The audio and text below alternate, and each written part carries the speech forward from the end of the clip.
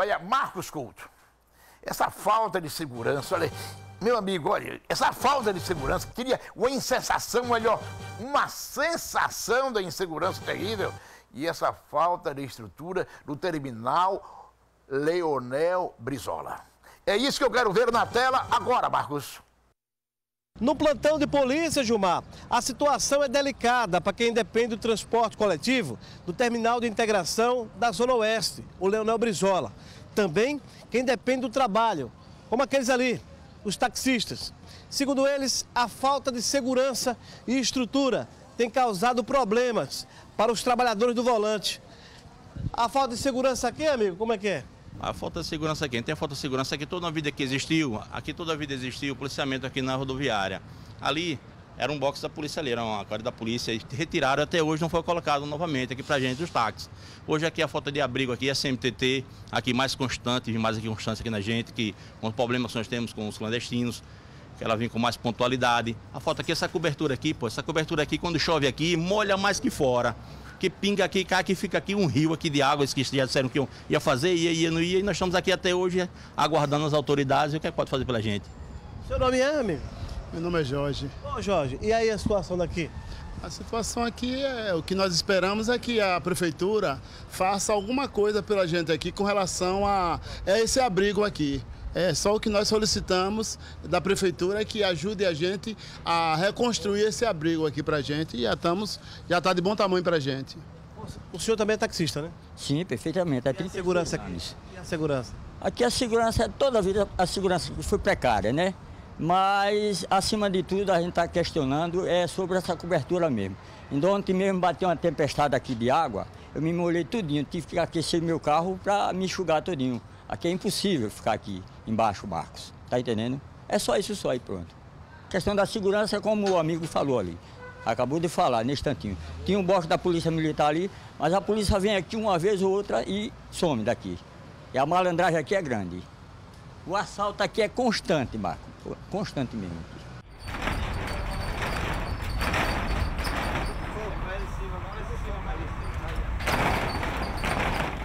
Terminal de integração e aqui... De todo jeito. Nem a Guarda Municipal, nem a Polícia Militar não está presente aqui com a gente, para garantir a segurança da gente. E a gente vê navio aí, né? Entendeu? A senhora Cristina mora no conjunto Parque dos Faróis e Nossa Senhora do Socorro e utiliza o transporte coletivo e para aqui, no Leonel Brizola. E a segurança? A segurança, né? Uma vez ou outra perdida que a gente vê uma viatura passando. Uma vez ou outra perdida, assim, que a gente vê. Do contrário, a gente fica, né, nas mãos de Deus, né? Sai de casa e sabe que vai chegar nas mãos de Deus. Se não for Deus proteger, a gente não sabe, né, se vai chegar, né, vivo, né? De acordo com o seu Jocelino, a Guarda Municipal de vez em quando passa. A Guarda Municipal de vez em quando passa aqui, à tardezinha. Porque raramente aqui é assim, a polícia ia para aparecer, quase não vejo. E aqui é ao lado da rodoviária nova, né? Exatamente. O fluxo é grande. É muito perigoso aqui. Como fazer para se defender? Só Deus mesmo, só Deus. Porque se depender daqui dos homens daqui da assim, já foi bom, mas agora não tá como era não. Há 30 anos atrás a pessoa pôde dormir tranquila até na calçada. Realmente agora nós é que está preso, porque dentro de casa, quando bota as grades, quem está preso é nós. E eles é solto. Não adianta mesmo, é muito perigoso. Para seu Antônio Rodrigues dos Santos, que comercializa no terminal Leonel Brizola, a situação é difícil. A situação é difícil e em momentos que eu estou aqui vendendo, eu fico de uma cabeceira a outra da cabeceira da banca, cercado pelos vândalos. E eu desejo fazer o mal, mas Deus me controla, e agradando com todos para que não possam me levar. Mas mesmo assim, ainda me encarrega porque falta de organização do Estado. Segurança não tem não? Segurança, você veja, esses guardas que estão aqui agora, eles chegam e eles se permanecem, mas do carro não desce, vendo todo o sofrimento de alguém, mas não desce do carro. e circula de uma área para outra, mas não desce do carro para ver qual pessoa que está sofrendo naquele momento. Enquanto isso, a população segue seu caminho, subindo ou descendo o transporte coletivo no terminal de integração Leonel Brizola, zona oeste de Aracaju. Quando o fato acontece, a notícia aparece. Com imagens de Alain Magalhães, apoio de Alain McLaren, Marcos Couto para o Cidade Alerta Sergipe. Gilmar. Eu recebo com muito prazer a presença nesta quinta-feira de Salles Neto, secretário de Comunicação do Governo do Estado. Secretário, como vai? Tudo bem? Tudo bem, Gilmar. Só você mesmo para me fazer trabalhar no feriado, viu? Quem trabalha não tem feriado. É verdade. Não é isso? E quem faz parte da equipe do governador Jackson Barreto sabe muito bem disso. É o único cabra disso aqui, é o único cabra que tem a barriga grande, que consegue caminhar e andar como ele anda. E a energia dele é de um jovem, viu, Gilmar? Ele hoje tem 73 anos, mas eu tenho 45 e lhe confesso que em muitos momentos eu me canso e ele não. Muito bem. Vive uma grande média. Agora, violência, segurança pública. Por que os índices da SSP são uns, ou seja, são oficiais, com números decrescentes? Nesses primeiros 9 meses do ano, 16,1% a menos de homicídios em Sergipe, mas a sensação de insegurança é maior. Gilmar, na verdade, o que a Secretaria de Segurança Pública ela tem conseguido é diminuir o número de homicídios. O homicídio é o crime que ele causa mais trauma na sociedade, porque ele lida com a vida. E nós viemos aí de um ano de 2015, onde o número de homicídios aumentou muito. 2016 ainda pegou um resquício, né, desse ano de 2015. E em 2017, graças a Deus, o trabalho da Secretaria de Segurança Pública, os esforços do nosso governo em colocar mais policiais militares. Ontem, Gilmar, você sabe muito bem disso, que você é testemunha de todo esse processo. Houve a formatura de mais 245 policiais militares, de um total de 1.250, que foi um concurso que foi feito pelo governador Jackson Barreto. O governador Jackson Barreto fez um concurso para 100 policiais civis e já colocou mais de 200. Ele fez um concurso para peritos que nunca tinha sido feito em nosso estado.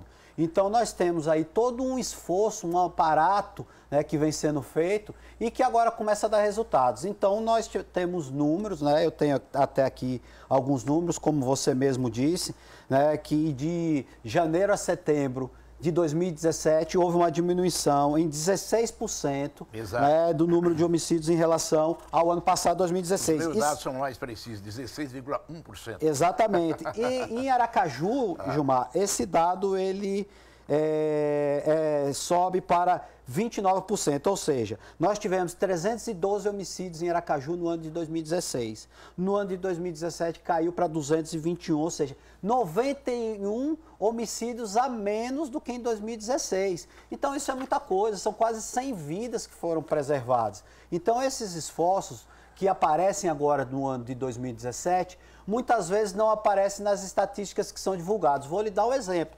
Agora, em outubro, no final do mês, vai ser divulgado o Anuário da Violência no Brasil inteiro. Todos os anos é divulgado esse Anuário da Violência. Só que ele é divulgado com os dados de 2016. Vai aparecer ali os números... Ou seja, os números em que Sergipe apareceu como estado mais violento foram de 2015. E 2016, Gilmar, também foi um ano onde pegou esse resquício de 2015. Então, nós vamos ter a divulgação de um anuário agora no final de outubro com dados de 2016, defasados. O nosso dado é mais recente, por isso que às vezes as pessoas dizem, mas o governo está dizendo que caiu e o anuário está dizendo que Sergipe é um dos estados mais violentos do Brasil. O governo está mentindo? Não. É porque o governo está trabalhando com o número de 2017 e o anuário está trabalhando com o número de 2016. Então, nós não estamos mentindo e o anuário também não, porque a gente também não está aqui para enganar a população e nem para dizer que os números estão errados. Naquele ano de 2015 e ainda no ano de 2016, houve um número realmente muito grande de homicídios, que agora o trabalho do governo, da Secretaria de Segurança Pública, está conseguindo reverter. Tanto está conseguindo reverter, Gilmar, que está em queda. Eu sei. Agora, e por que essa sensação de insegurança? Hein? A sensação de insegurança, Gilmar, veja, Para o telespectador entender, a sensação de insegurança, ela não reflete exatamente a insegurança em si. Mas é você ter medo de sair de casa, é você chamar o seu filho, então, para ir para um determinado lugar e ter receio, o seu filho vai e você fica com medo de que ele não volte. É essa sensação de insegurança a que nós nos referimos. Nós hoje temos acesso, Gilmar, a sociedade como um todo, ela tem muito mais acesso à informação. Exato. Antigamente, eu digo antigamente, mas é coisa de 5 anos, 10 anos, a um curto espaço de tempo, acontecia um homicídio num povoado, num bairro, num município do interior, e muitas das vezes a gente não ficava nem sabendo.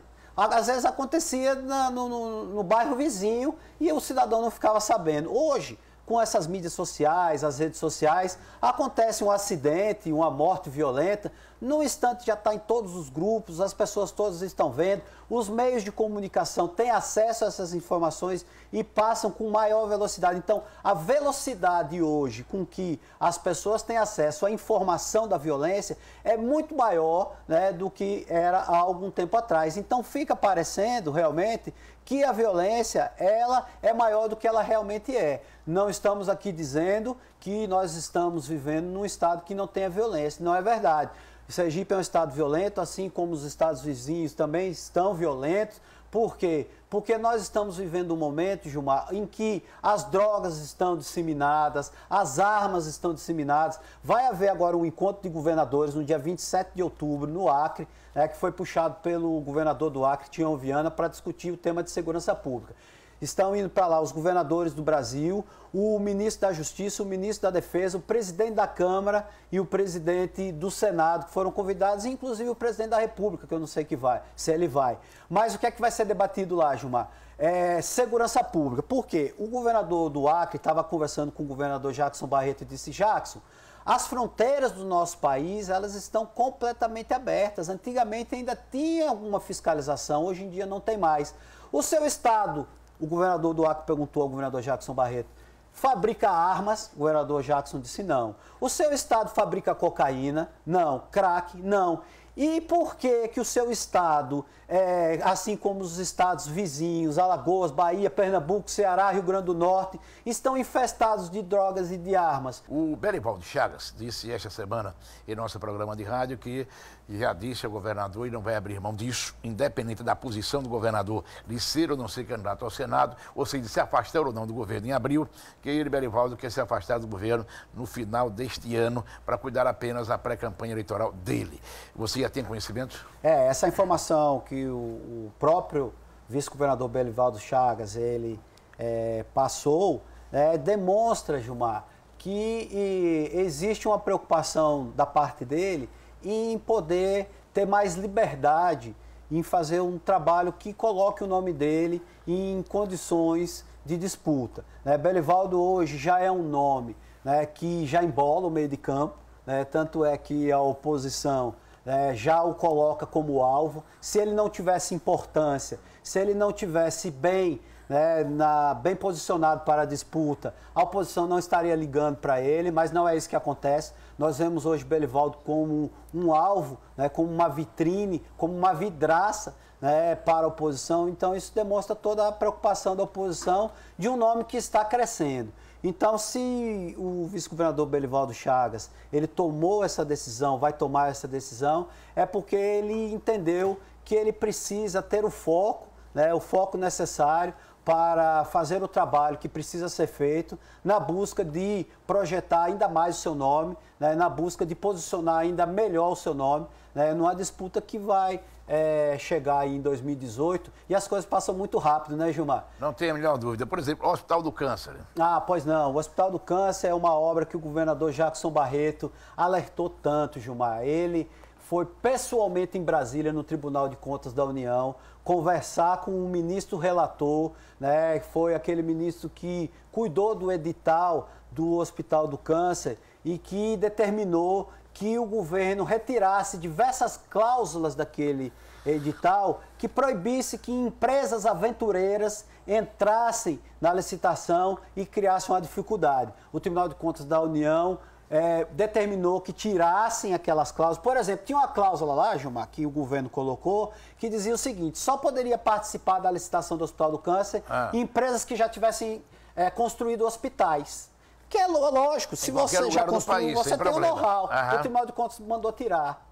E outras cláusulas. Enfim, abriu o leque, entraram empresas que nem da área eram, dessa área específica de construção de hospital, empresas que a vida toda só construíram estradas e de repente estavam participando de uma licitação para o hospital. E infelizmente ganhou uma empresa, né, um consórcio, que é uma empresa de São Paulo e uma de Alagoas, que tem se demonstrado que não tem condições de fazer a obra. É uma empresa que demonstra claramente que não tem capital de giro. Gilmar, uma empresa que ganhou uma obra que ela colocou na licitação para ganhar 60 milhões de reais e quando ela bota a primeira nota de 900 mil, a primeira nota fiscal que ela coloca para receber de 900 mil, que a tramitação demora entre 30 e 45 dias e não recebeu o recurso, ela ficou sem condição, né, de tocar a obra. Então isso demonstra que é uma empresa que ela não tem condições financeiras de tocar essa obra, que vai dar muito trabalho para o governo,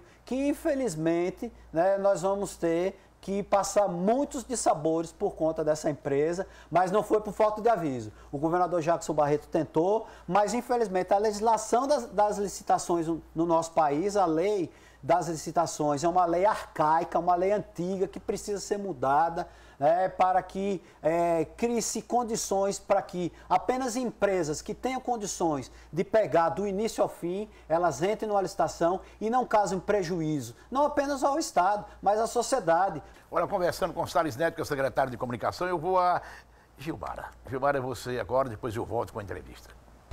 Não sei por que você fica perdendo tempo rodando por aí. Faça como eu, venha direto aqui para Capite, porque aqui tem os melhores produtos com os menores preços. Confira. Bolsa feminina a partir de R$ 55. Tem bolsa para viagem, acredite, a partir de R$ 30. Tem mala em promoção também. Na compra da média ou da grande, você ganha uma capa protetora. E por falar em mala para viagem, tem outro modelo em conjunto com a frasqueira com a garantia ilimitada para a vida inteira. E continua a promoção de bolsas femininas. Por apenas R$ 75 e você leva outro modelo para casa. Isso sem falar nos lindos modelos de bolsa de costas, olha só. Tendência do momento, então não fique perdendo tempo rodando por aí. Vem logo para Capite, Calçadão João Pessoa, número 181. Aqui no centro da cidade você sobe aquelas famosas escadinhas. A loja no segundo piso, uma loja completa, climatizada. Um atendimento de primeira esperando por você. Vem para cá. Ah, Bispo Luiz Cláudio. Nesta quinta-feira, dia de Nossa Senhora Aparecida, como é bom orar e orar com o Senhor.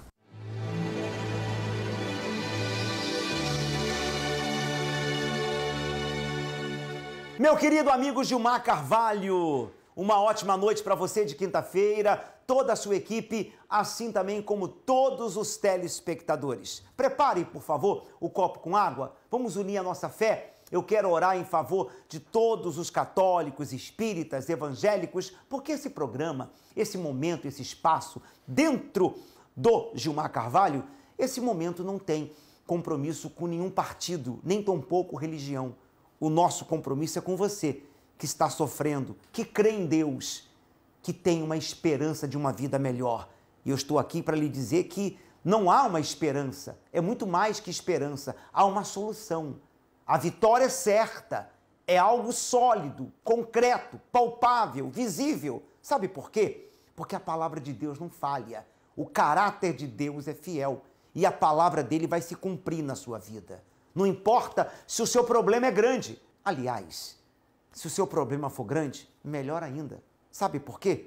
Porque maior vai ser sua vitória. Se o seu problema é grande, maior vai ser sua vitória, sua conquista. Porque a especialidade do nosso Deus é fazer o impossível tornar-se possível. É o que aconteceu na vida dessa família. A filha agredia a mãe, tentou o suicídio, não era feliz na vida sentimental, a família estava vivendo um verdadeiro caos. Até que eles descobriram essa reunião de domingo, que vocês estão vendo agora as imagens aí no seu televisor, essa multidão. Todo domingo, 9 da manhã, foi nesta reunião que tudo mudou na vida dessa família, no convívio de filha e mãe e a filha que já tinha tentado tirar a própria vida. Acompanhe e eu já volto com o momento da oração. Meu namoro não foi nada daquilo que eu estava esperando. E devido a esse sentimento, ele me tornou uma pessoa vazia, uma pessoa deprimida. E também eu estava perdendo a amizade da minha mãe. Eu estava perdendo o conselho que antes ela me dava de tudo isso acontecer, por ela não aceitar aquele namoro. E devido a isso, a gente começou a se agredir muito com palavras. Teve um momento que eu sem querer empurrei ela e agarrei nos cabelos dela e falei para ela: você não é minha mãe mais. Eu comecei a ter muita mágoa dela.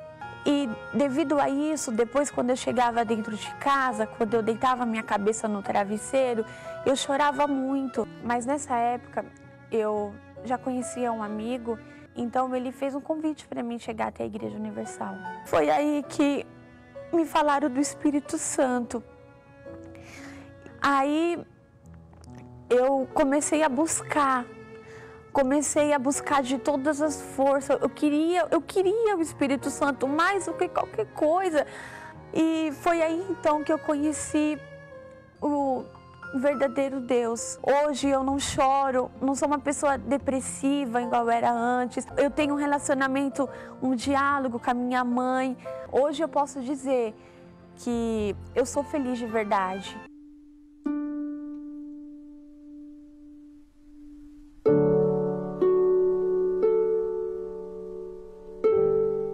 Ó Deus que habita no alto e no santo lugar, mas o Senhor também é o Deus que habita no meio dos conflitos e contritos de coração. E é em favor desta criatura que se encontra, meu Pai querido e amado, desesperada, que eu venho te pedir. Esse lar que tem sido marcado pelos vícios, pelas brigas, pelas agressões, pelas traições. Entra nesta casa agora, meu Pai, para transformar o ódio em amor, a tristeza em alegria, a infidelidade na fidelidade. Levanta o caído, fortaleça o que está fraco. Venha acudir, meu Senhor, depressa, esta criatura que se encontra endividada, com nome sujo, morando de favor, com a lata de mantimento vazia. Esta criatura, meu Deus, que não sabe mais o que fazer para pagar as dívidas. Abra as portas agora. Opera o milagre na vida daquele que está enfermo, doente. Em o nome do Senhor Jesus, que aonde chega a minha voz, que chegue agora o teu poder, para que o doente seja curado, para que esta criatura que está oprimida seja livre dessa angústia, dessa tristeza, desse rancor. Consagra este copo com água. Que no momento que esta criatura beber desta água, que ela receba força, vida, luz, para a glória do Pai, do Filho e do Espírito Santo. Amém. Bebamos dessa água.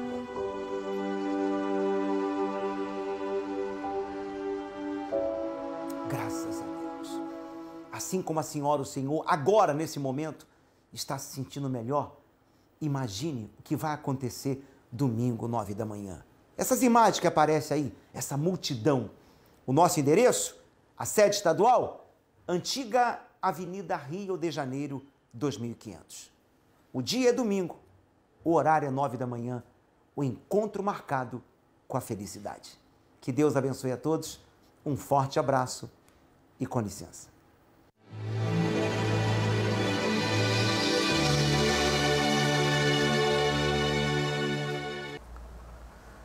Eu volto então conversando com o secretário de Comunicação, Salles Neto. Secretário, no âmbito da segurança pública, Salles, você falou muito na convocação de policiais civis, mas o pessoal continua reclamando que o número de convocados é muito pequeno.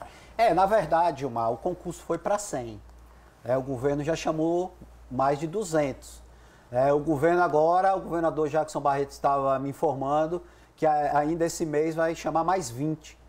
Então, aos poucos, o governo vai chamando os excedentes, mas é preciso que a sociedade entenda que um edital de 100 policiais foi lançado pelo governo e desses 100 já foram chamados 200, porque existe um número de reservas ainda a serem chamados. Nós temos interesse e intenção, o governo tem e sabe que precisa chamar e vai chamar de acordo com as possibilidades financeiras, porque não adianta chamar, Gilmar, e você não criar as condições financeiras para poder pagar. Você não pode chamar um funcionário para trabalhar na sua empresa, ou no governo, ou na sua casa, e depois chegar no fim do mês e dizer, olha, eu lhe chamei para trabalhar, mas não tenho dinheiro para lhe pagar, porque ele não vai aceitar, e é óbvio que ele não aceita. Então, o governo está criando as condições financeiras, e isso vem acontecendo paulatinamente, e aos poucos vem chamando. Esse mês chama mais 20, quando criar uma nova condição, chama mais uma quantidade, até que nós consigamos chamar a totalidade. Esse é o objetivo do governo. Agora, eu lhe pergunto também o seguinte, olha, essa semana eu bati palmas aqui no programa por aquela obra que é fantástica do Centro de Reabilitação. 90% das obras já concluídas. Quando essas obras serão realmente concluídas para valer? Gilmar, essa obra, ela demonstra o compromisso social do governo Jackson Barreto. Para você ter uma ideia, Gilmar, o CR4, que é o Centro de Especialidades, né, que trata de pessoas com todos os tipos de deficiência, é o maior do Brasil, esse que está sendo construído em Aracaju, ali no centro administrativo, no fundo do Tribunal do Trabalho, em frente ao USE, a entrada ali, que vai ser o Hospital do Câncer. Então, naquela região, está sendo construído com 90%, né, das obras concluídas, o maior centro de especialidades do Brasil. Gilmar, o CR4 só tem aqui. Nós temos CR2, nós temos CR3 em outros estados, mas um CR4 com 7 mil metros de área construída é o único do Brasil para tratar de pessoas com deficiência mental, física. São pessoas, Gilmar, que não tem condições, né, de pagar um fisioterapeuta, um tratamento, né, que famílias mais abastadas têm essas condições, mas as famílias... É uma obra para ser inaugurada quando? É uma obra para ser inaugurada no primeiro semestre de 2018. Como você disse, são 90% das obras prontas. É uma obra que iniciou, Gilmar Carvalho, veja só como é o destino. Iniciou de uma emenda parlamentar do deputado federal Jackson Barreto. Ele colocou uma emenda para construir essa obra. E ele, como governador, está executando essa obra, né? Então, é uma obra que o governador tem muito carinho, mas muito mais do que isso, ele tem uma preocupação social de entregar para a sociedade, para pessoas que não poderiam pagar, né, um tratamento, porque esses tratamentos são caros, pessoas que possuem deficientes dentro de suas casas, que calcula-se, Gilmar, que mais de 10% da população do estado de Sergipe, ela possui algum tipo de deficiência. E lá, né, as pessoas que não podem pagar, elas terão toda a assistência com profissionais, né, fisioterapeutas, médicos, nutricionistas, enfim, toda uma equipe especializada para tratar das pessoas que possuem qualquer tipo de deficiência. Uma curiosidade, o vice-governador Belivaldo Chagas, que já assumiu o governo interinamente já algumas vezes, ele é só vice-governador e nada, é peça decorativa? O vice-governador Belivaldo Chagas, ele sempre foi muito mais do que um vice-governador, desde a época, né, em que ele foi vice-governador na gestão de Marcelo Deda, porque ele foi vice-governador em Marcelo Deda. Depois, ele passou a ser, no segundo mandato de Marcelo Deda, o secretário da Educação. Foi um excelente secretário de Comunicação, de Educação. Aliás, muitas das coisas que estão sendo hoje realizadas em nosso governo, a semente foi plantada lá ainda na época, né, que Belivaldo Chagas era secretário da Educação. Vou lhe dar um exemplo, né, das escolas profissionalizantes, projetos que ele iniciou e que depois foram concretizadas tanto pelo governo Marcelo Deda como pelo governo de Jackson Barreto. A escola de tempo integral, muitas delas foram idealizadas lá atrás e agora o secretário Jorge Carvalho coloca isso para funcionar. E depois, como vice-governador do governador Jackson Barreto, que ele tem a oportunidade de não ser apenas um vice-governador, mas também o secretário-chefe da Casa Civil. Só para terminar agora, aposentados e pensionistas devem ter medo de voltar tudo como vinha sendo, ou seja, com atrasos frequentes? Gilmar, nós tivemos aí um refresco, né, num momento em que a gente estava passando por grandes dificuldades. Aqueles recursos que foram aprovados na Assembleia Legislativa, né, que o FINAMPREV, que é o fundo antigo, ele pôde acessar recursos do FUNPREV, ele ajudou muito, tanto é que há 2 meses que os aposentados vêm recebendo seu salário em dia, mas esses recursos são finitos, né? Nós estamos contando aí agora com a melhoria na arrecadação, que nós saímos dos meses mais difíceis, outubro já começa a ter uma recuperação. Agora, uma coisa eu posso garantir, os aposentados e pensionistas não terão aquele parcelamento, né, agora nesse próximo mês, e no mínimo eles receberão junto com os demais servidores, né? O esforço do governo é para que eles recebam antes, mas caso não seja possível, no mínimo eles vão receber junto com os demais servidores. Perfeito. Salles, muito obrigado pela sua participação aqui no programa, viu? Eu que agradeço. Agora já pode descansar um pouquinho. Agora vamos descansar, que é o feriadão, vamos ficar um pouco com a família. Um abraço, muito obrigado.